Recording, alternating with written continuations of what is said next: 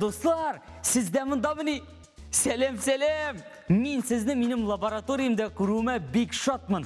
Бірде біз қызыклы тәжірибелер өткеребіз, фәнни ашыштар ясайбыз һәм мауықтырғыш, башватқыштар шешебіз.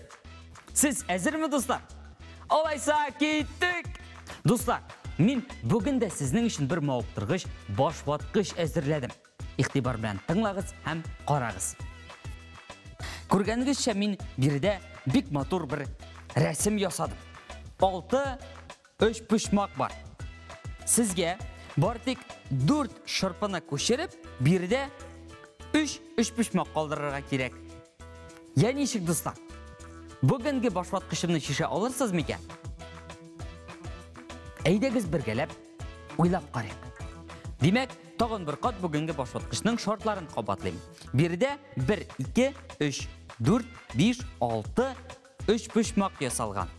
Sizге шушы 6 почмактан бар тек 4 шырпыны ғана көшіріп, 3 почмак ясарға керек.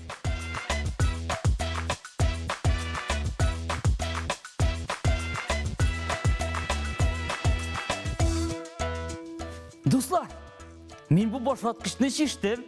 Сіз шеше алдыңыз ма? Шынлап ма? Әфәрин, достар! Әйдегіз алайса, әлгі башватқышны шеше olмағандар үшін оның жауабын айдық. Демек, кеттік. Бізге шушы 6 почмактан бар тек 4 шырпыны ғана көшіріп, 3 почмак ясарға керек. Демек, башладық. Бірінші болып мен бұл шырпыны алам. Шираттағы болып мен бұл шырпыны алам.